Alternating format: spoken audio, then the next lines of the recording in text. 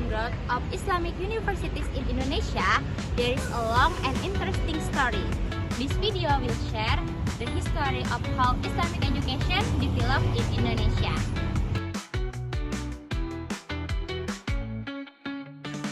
The story of Islamic education in Indonesia began when Islam first entered the archipelago, estimated to have come through trade routes in the Aceh region in the early 13th century.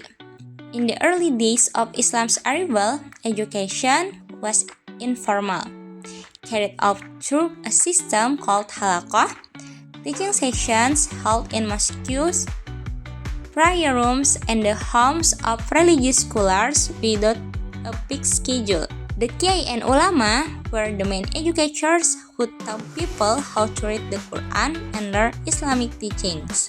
Then, Islamic education developed into a more structured system with the establishment of formal educational institutions such as pesantren, madrasah, and dayah, which became centers for learning Islamic religion and culture in various regions. Over time, the Muslim community's needs for broader and more structured education encouraged the idea of developing Islamic education to a higher level. From the strong tradition of pesantren, the Islamic Higher School or Sekolah Tinggi Islam (STI) was established on July 8, 1945 in Jakarta, becoming the forerunner of Islamic universities in Indonesia. STI was created in response to the community's need to integrate religious knowledge with general sciences in a scientific and modern way. This institution was founded based on the ideas of great Indonesian figures such as Muhammad Hatta, Wahid Hashim, Muhammad Natsir, and Muhammad Yamin. But because of the unstable political situation in Jakarta, STI moved to Yogyakarta in 1946. There, it became a bigger and stronger institution. STI hadir bukan hanya sebagai pusat studi agama, tetapi juga mengajarkan ilmu-ilmu umum. Inilah bukti bahwa pendidikan Islam di Indonesia sejak awal telah berpikir maju dan inklusif, menyiapkan generasi yang berilmu dan berakhlak.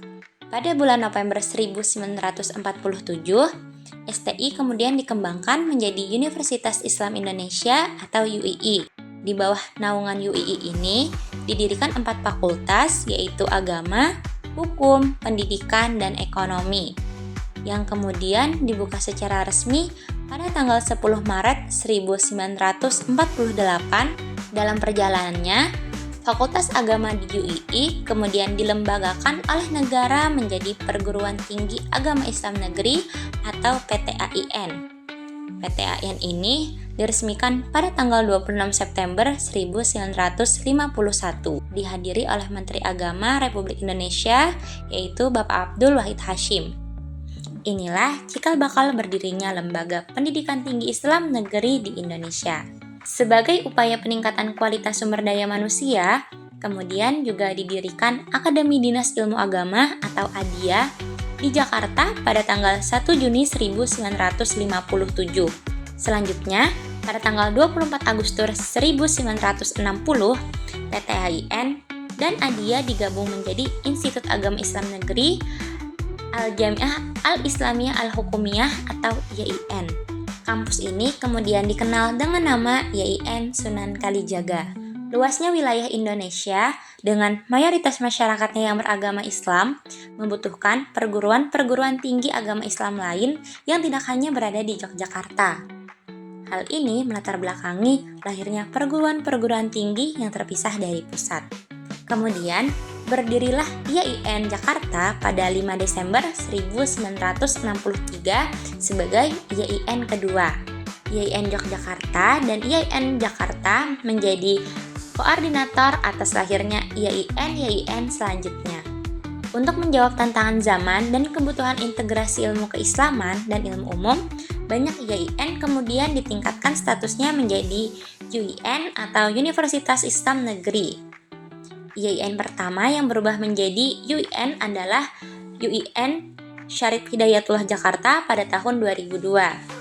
Selanjutnya disusul oleh UIN Sunan Kalijaga Yogyakarta pada tahun 2004. Kemudian YIN Pekanbaru menjadi UIN Sultan Syarif Qasim, YIN Bandung berubah menjadi UIN Sunan Gunung Jati Bandung, dan YIN Ujung Pandang berubah status menjadi UIN Alauddin Ujung Padang secara bersamaan di tahun 2005. UIN merupakan wujud perkembangan paling signifikan dari serangkaian perjuangan kelembagaan PTAIN.